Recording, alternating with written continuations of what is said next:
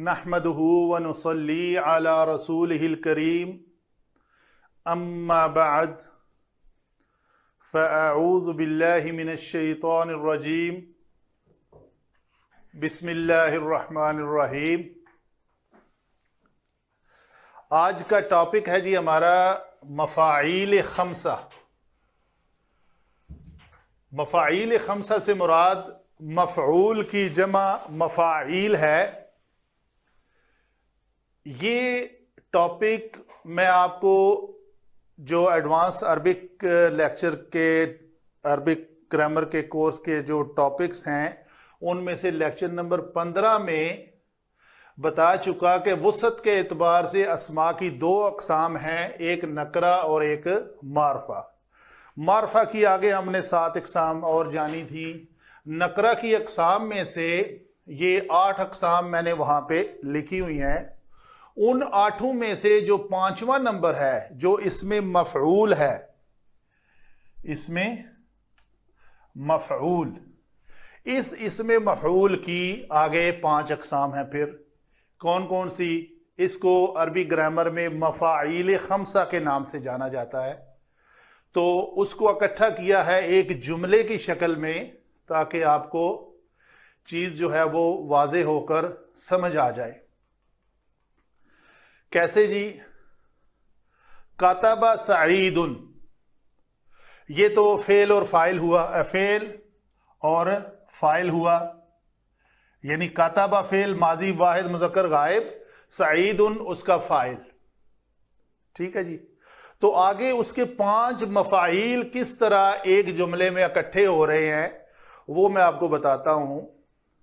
مفاعیل خمسہ میں سے ایک قسم ہے مفعول معہ۔ مفعول معہ جو ہے وہ اس مفعول کو کہتے ہیں جس کے پاس، جس کی رفاقت میں، مع لفظ معنی سمجھتے ہیں آپ، جس کے قریب، جس کے ساتھ فاعل اپنا فعل سر انجام دے۔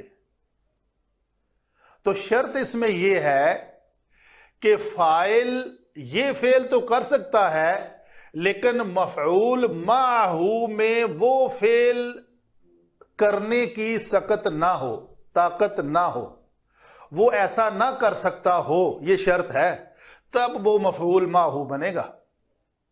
ایک کنڈیشن میں نے مفعول معہ کی بتا دی آپ کو کہ مفعول معہ جس فاعل کے ساتھ آتا ہے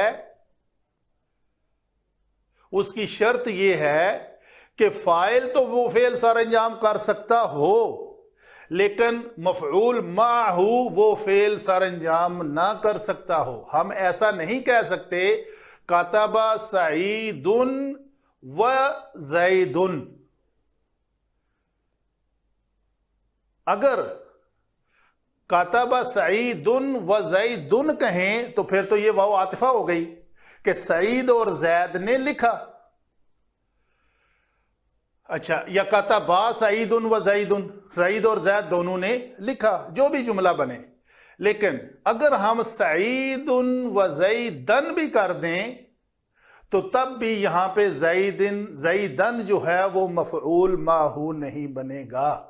یہ نقطے کی میں بات بتا رہا ہوں آپ کو۔ کیسے جی؟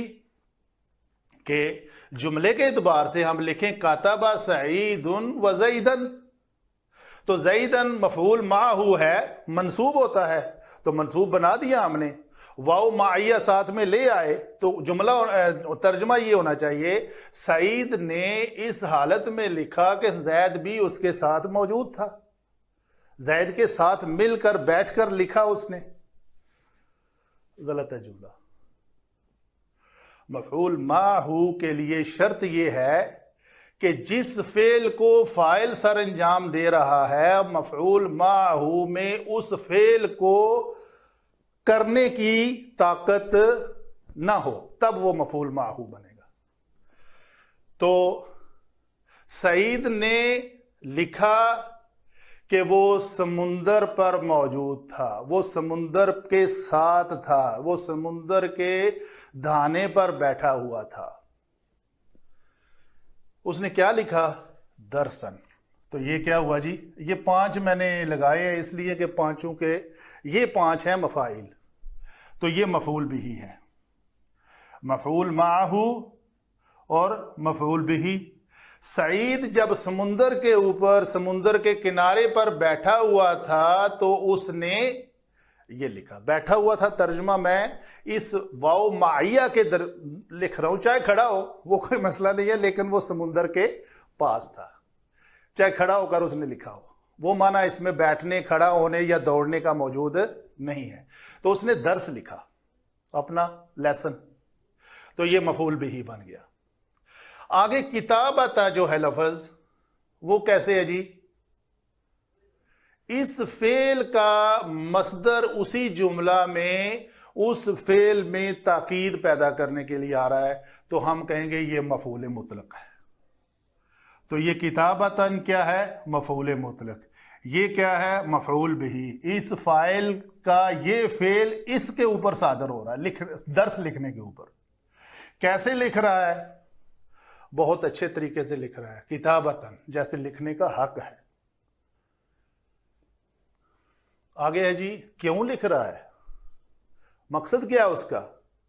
اس کو کہتے ہیں مفعول لہو، یا عربی کتب میں اس کو مفعول لاجلہ کے نام سے جانا جاتا ہے، مفعول لاجلہ۔ تو طلب للعلم، تو اس کو طلب علم کے لیے، علم کے حصول کے لیے سعید سمندر کے کنارے اپنا درس لکھا۔ سعید نے سمندر کے کنارے اپنا درس لکھا، جیسے درس لکھنے کا حق ہے حصول علم کے لیے۔ آگے ایک مفعول ہے 5واں، وہ ہے مفعول فیہ۔ مفعول فیہ کی آگے 2 اقسام آتی ہیں، مفعول لہو اور مفعول فیہ کی آگے 2 اقسام آتی ہیں، ظرف زمان اور ظرف مکان۔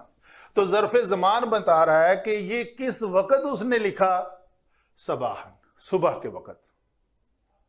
تو یہ صباحاً منصوب، 5 مفاعیل ہیں جو منصوب ہیں، جن کو میں دائرہ لگانے لگا ہوں۔